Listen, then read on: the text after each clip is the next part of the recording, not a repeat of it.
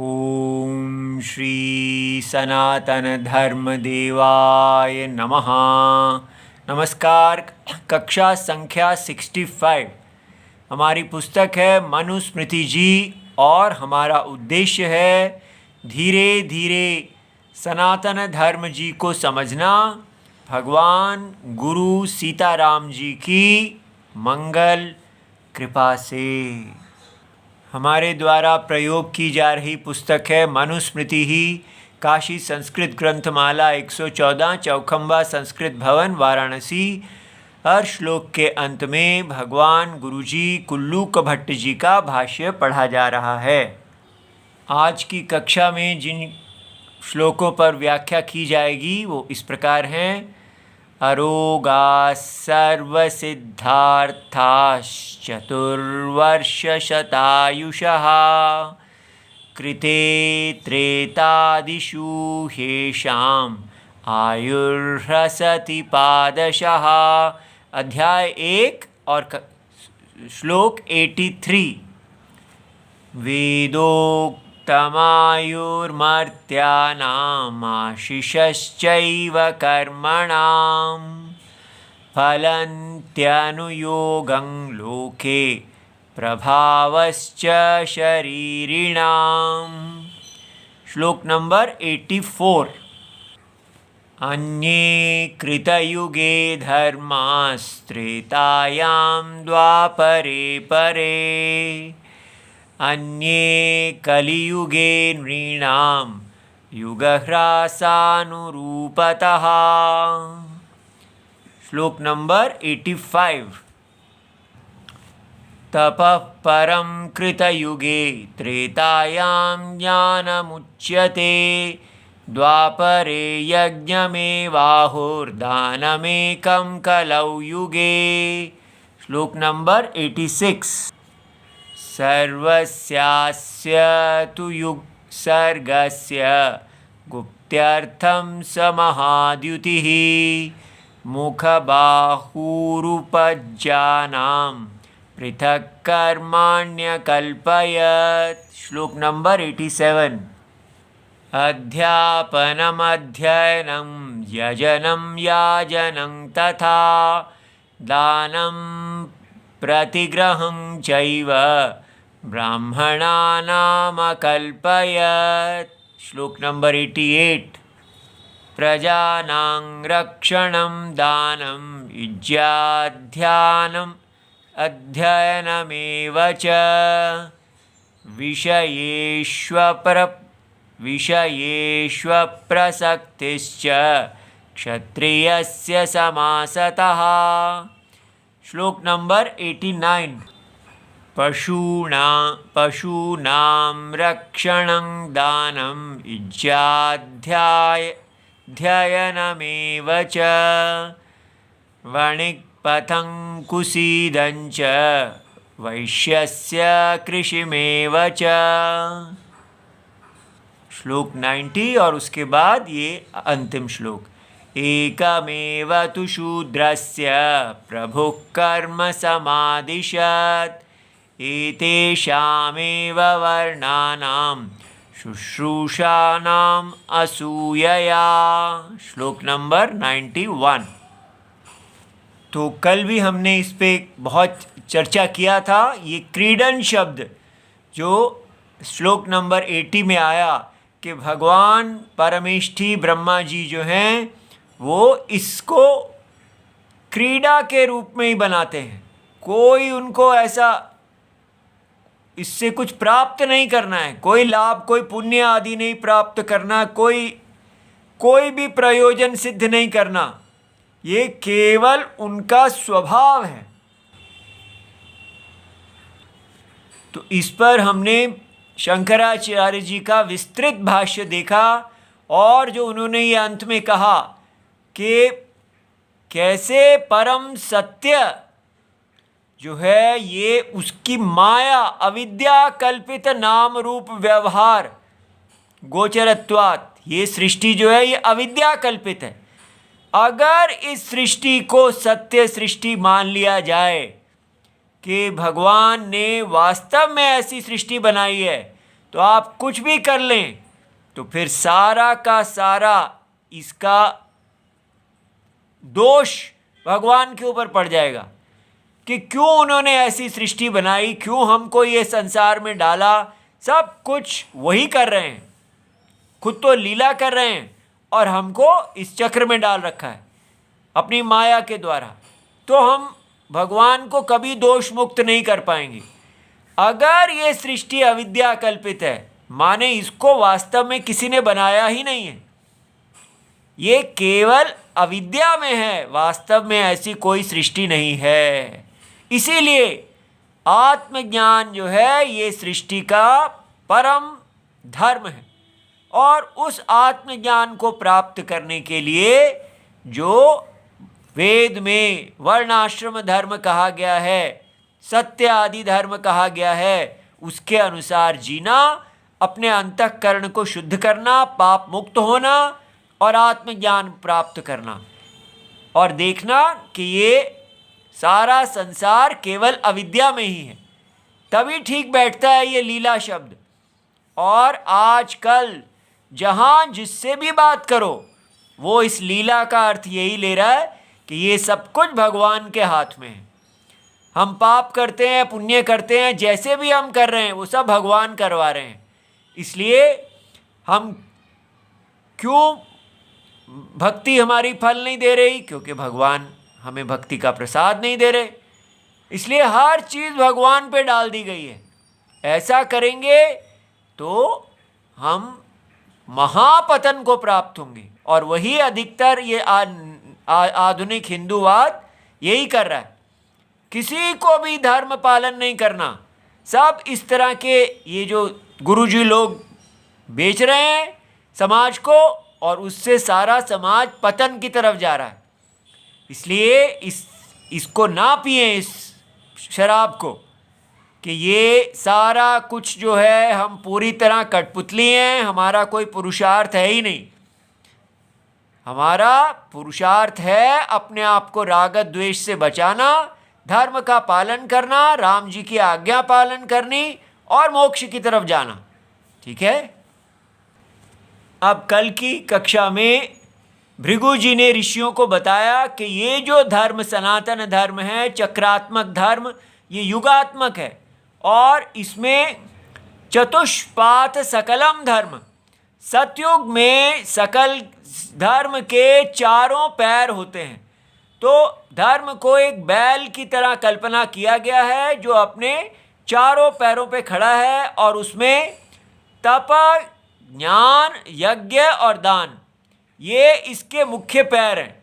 और सतयुग में विशेषकर सत्यम भी कहा गया है, क्योंकि सारे धर्मों में सबसे श्रेष्ठ सत्यम है। तो क्यों सत्यम है? क्योंकि आत्मा परम सत्यम है, तो उसके अनुरूप जीना सत्यम है, बिना कुटिलता के यथा वस्तु आपको जीवन जीना।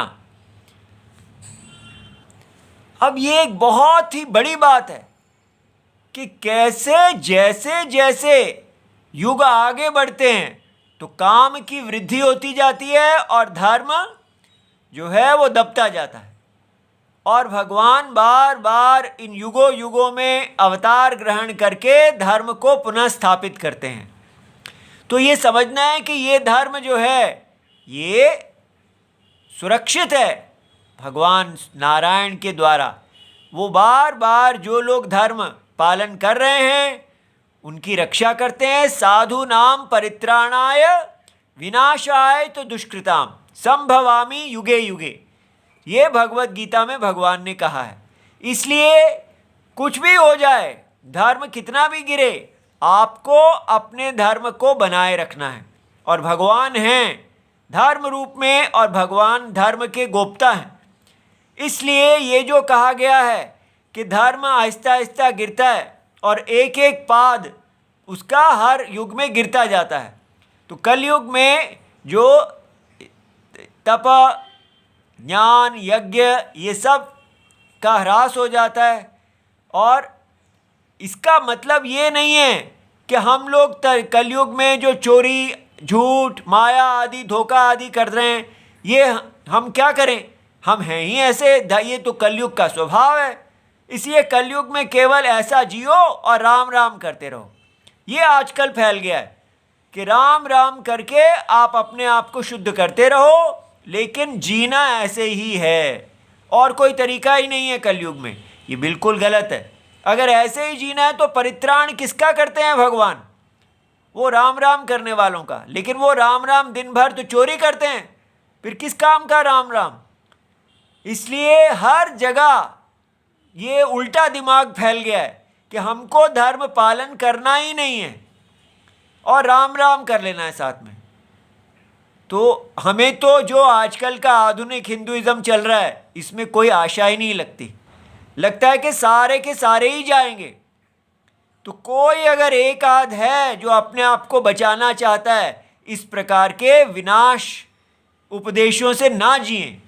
हमें अपना धर्म पालन करना है और राम जी हैं धर्म के गुप्ता, उनकी शरण लेनी है, बल लेना है और सदा धर्म के ही पथ पे चलना है। अब आज की कक्षा 65 का श्लोक आरंभ करते हैं। तो अरोगाः सर्वसिद्ध्यर्थाः सर्वसिद्धार्थाः। तो रोग निमित्त, अब ये देखिए रोग का निमित्त किस कारण से मनुष्य के अंदर रोग आता है, उसको कहते हैं अधर्म। अभावात अरोगाः। तो आरोग्य तब होता है जब आप अधर्म नहीं करते हैं। ठीक है, इसलिए जो रोग निमित्त क्या है? अधर्म। और अभाव, धर्म का अधर्म का अभाव हो तो अरोग। इसलिए ये हम कह रहे हैं ये जो हमें डायबिटीज और ये सब बीमारियां हो रही हैं, क्या ये अधर्म के कारण हो रही हैं? हाँ, हमारे शरीर का भी एक धर्म है। आयुर्वेद हमें शरीर का धर्म बताते हैं, इस शरीर को आपने किस प्रकार जीना है। इसलिए आप देखेंगे कि आयुर्वेद में भी यही बताया गया है कि सतयुग में कोई रोग था ही नहीं, इसलिए आयुर्वेद की आवश्यकता ही नहीं थी वहाँ पर। जब उसके बाद लोगों ने अपने धर्म का पालन करना बंद कर दिया और वो कामुक होने लगे, तब रोग बढ़ने लगे। तब किस प्रकार आयुर्वेद को प्राप्त किया गया इंद्र भगवान से, तो कैसे ऋषि वहाँ गए और इस विद्या को लाए। तो इसलिए अरोगाः सर्वसिद्ध काम्य फलाः। तो एक तो अरोग और सर्वसिद्धार्थाः, जो भी काम्य इच्छा के कर्म किए जाते थे वो सिद्ध होते थे। क्यों? क्योंकि प्रतिबंधक अधर्म अभावात। कर्म के फल में प्रतिबंधक अधर्म है तो वो है ही नहीं, तो वो कर्म का फल भी सिद्ध होता था। और चतुष्वर्ष शता आयु, और 400 साल की आयु थी सतयुग में प्रायः सबकी। जो चतुष्वर्ष आयुष्टम च स्वाभाविकम, स्वभाव से ही कलयुग के निवासियों की आयु 400 साल थी। अधिक आयु प्रापकः धर्मवशात, धर्म अधिक आयुष अपि भवन्ति। और अगर ये तो सामान्य आयु है, लेकिन जिनका धर्म बढ़ा हुआ था उनकी इससे भी अधिक आयु होती थी। वो कैसे? जैसे वाल्मीकि रामायण में लिखा है 10 वर्ष सहस्राणि रामो राज्यम अकारयत। तो राम जी ने 11,000 वर्ष तक अपना राज्य किया। तो उसको समझना चाहिए कि धर्म के बल पर उनको इतनी आयु प्राप्त हुई। इत्यादि अविरोधः, इसमें कोई विरोध नहीं है। लेकिन वेद तो कहते हैं कि शतायु वै पुरुषः, पुरुष की सामान्य आयु 100 साल है। तो इत्यादौ श्रुतौ तु शत शब्दः बहुत्वपरः। ये जो 100 शब्द कहा गया है ये एक सामान्य वाक्य है कि सामान्यतः मनुष्य की आयु 100 साल है, क्योंकि वो अधर्म आदि करके उसकी आयु इतनी ही रह जाती है। ठीक है। और या इत्यादि बहुत्व या कलिपरः, या इसको समझना चाहिए कि कलयुग में जो आयु है वो 100 वर्ष सामान्य है, क्योंकि सतयुग में 400, त्रेता में 300, द्वापर में 200 और कलयुग में 100, ऐसा बताया जाएगा। तो कृते त्रेतादिषु ही येषाम आयुः ह्रसति पादशः। तो एक एक पाद जो है हर युग में कम होती जाती है। एवं रूपा मनुष्याः कृते भवन्ति त्रेता आदिषु पुनः पुनः पादम आयु अल्पम भवति इति। तो इस प्रकार आयु जो है वो त्रेता में 300 रह जाती है, द्वापर में 200 और कृतयुग में कलयुग में 100।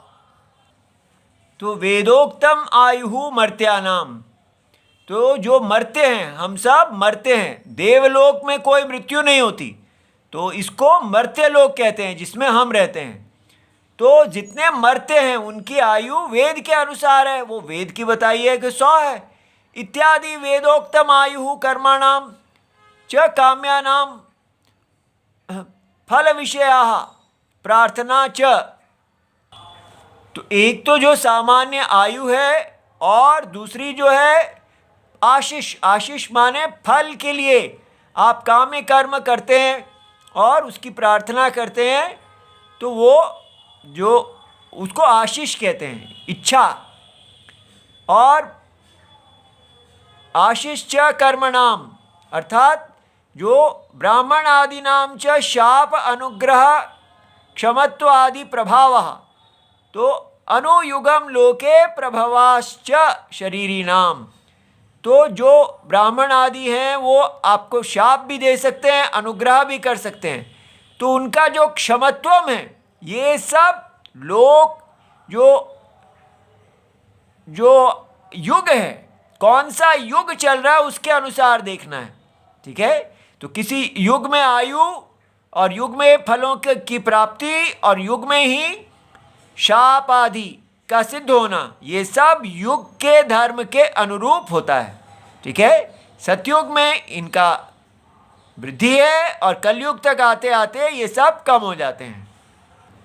अब श्लोक नंबर 85, अन्ये कृतयुगे धर्माः।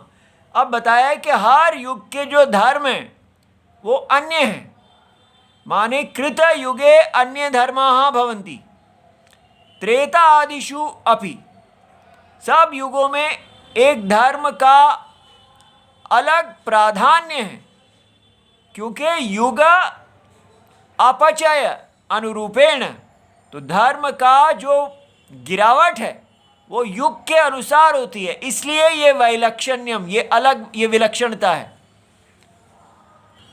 अब ये देखिए, ये श्लोक बड़ा महत्वपूर्ण है और इसका अर्थ गलत होने से कैसे हमारे सब जगह धर्म का ह्रास हो रहा है।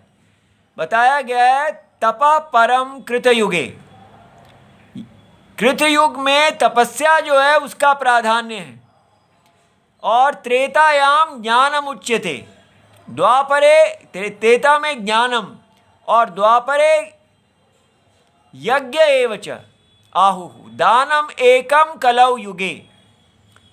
तो अब उसका परम माने प्राधान्य सबके साथ लगाना है।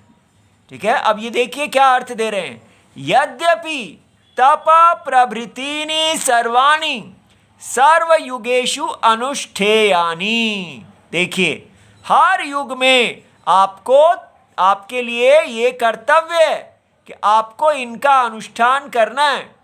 तप और ज्ञानम, यज्ञ और दान, ये चारों के चारों जो हैं ये हर युग में करने हैं, ऐसा नित्य कर्म है। ठीक है, तथापि फिर भी सत्य युगे तपः प्राधान्यम महाफलम। तो क्योंकि कहा है कि ये तप जो है ये सत्य युग में लोगों में बल अधिक होता है, योग्यता अधिक होती है, तो उनके पास तप करने की योग्यता अधिक होने के कारण तो तप का सत्य युग में प्राधान्य में। महाफलम को समझना है क्या कि यहाँ काम्य कर्म की इस समय बात नहीं चल रही है, मुख्यतः ये जो आत्मज्ञान का विषय चल रहा है।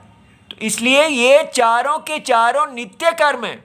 भगवद गीता में भी लिखा हुआ है कि यज्ञ दानम तपश्चैव न त्याज्यम, ये पावनानि मनीषिणः, ये आपके चित्त को शुद्ध करने वाले हैं।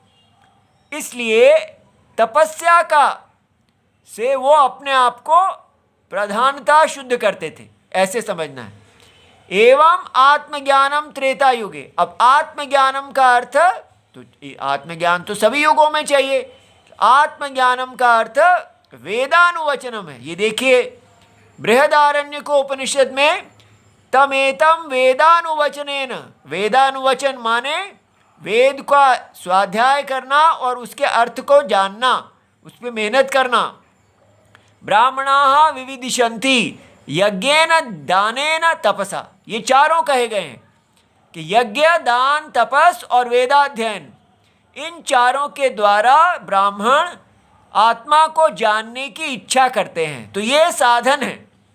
लेकिन हर युग में, पहले युग में तपस्या की प्रधानता है, ठीक है, और त्रेता में वेदानुवचनम, वेदाध्ययन करने की, और द्वापर आते आते यज्ञ की, और कलयुग में दान की प्रधानता है। लेकिन इसका अर्थ क्या ले लिया है कि कलयुग में बाकी सब कुछ होगा ही नहीं, केवल दान। और वो भी कैसे? क्योंकि और कोई खो ही नहीं सकता। बाजार में जाओ, जैसे मर्जी चोरी वोरी करके पैसा कमाओ, वर्ण आश्रम धर्म पूरा छोड़ दो और दान करो, भंडारे करो, आश्रमों में दो, और यही चलेगी इकॉनमी। बस सारे के सारे जो हैं वो आप जैसे मर्जी पैसा कमाते हैं, दान करते रहिए। दान लेने वाले भी चोर, दान देने वाले भी चोर। ये ही गलत इंटरप्रिटेशन की जा रही है, ताकि हमारे गुरुजी लोग अपना काम, अपना धंधा चलाते रहें और बाकी समाज वाले सब लोग भी अपना धंधा चलाते रहें और धर्म भी होता रहे। ऐसा पाप करेंगे तो भगवान देख रहे हैं, ठीक है। दानम का अर्थ है पात्रों में जो योग्य लोग हैं उनको दानम करना, और अपनी स्वधर्म से कमाई गई, धर्म से कमाई गई जो वृत्ति है उससे दान करना। अब भृगुजी बताते हैं कि कैसे ये चातुर्वर्णीय धर्म आया। सर्वस्य अस्य सर्गस्य समग्रस्य, सारे ये सृष्टि है, इसकी गुप्त अर्थम, इसकी रक्षा के लिए तो महाद्युति जो ब्रह्मा जी हैं उन्होंने क्या किया, मुख, बाहु और उरु और पद, उनसे जो पैदा हुए हैं उनके पृथक पृथक कर्मों को बनाया। स ब्रह्मा महातेजा अस्य सर्गस्य समग्रस्य, ठीक है। तो अग्नौ प्रास्ता आहुति, ये आगे तीसरे में बताया जाएगा कैसे ये सारे सृष्टि एक यज्ञ है। तो उस यज्ञ की रक्षा के लिए भगवान को कल्पना किया गया कि भगवान एक यज्ञ पुरुष हैं। इति न्यायेन रक्षार्थम मुखादि जानाम, तो ब्राह्मण आदि नाम विभागेन कर्माणि दृष्ट अदृष्ट अर्थानि निर्मितवान। तो इस प्रकार ब्राह्मण को मुख से, क्षत्रिय बाहु से उत्पन्न, और उरु से वैश्य और पैर से शूद्र, उन सबको ऐसा उत्पन्न मान के उन सबके कर्म जो हैं दृष्ट और अदृष्ट के लिए उनको निश्चित किया। अब यहाँ पर भी इतना अधिक भ्रम फैला दिया गया है कि कोई भी जन्म से ब्राह्मण, क्षत्रिय, वैश्य, शूद्र नहीं है, उसको तो बाजार में जाना है और जो मर्जी उसका स्वभाव अपने आप वो निश्चय करे। क्षत्रिय है तो आर्मी ज्वाइन कर ले, और अगर ब्राह्मण है तो प्रोफेसर बन जाए। इस प्रकार पूरी तरह सारे स्वधर्म का सत्यानाश कर दिया गया है। और हमारे आर्य समाजी हों, ये सब यही फैला रहे हैं कि जन्म से कोई वर्णाश्रम धर्म नहीं है। तो ये सब के विष चक्कर में नहीं आना है और हमें अपनी रक्षा खुद करनी है। और वो कैसे करेंगे? राम जी गुरु जी हैं, उनकी शरण लें, उनसे पूछें हे भगवान क्या धर्म है, ठीक है। अब आगे के पढ़ने का समय नहीं है, वो कल देखेंगे। ओम नमो भगवते वासुदेवाय। प्रणाम।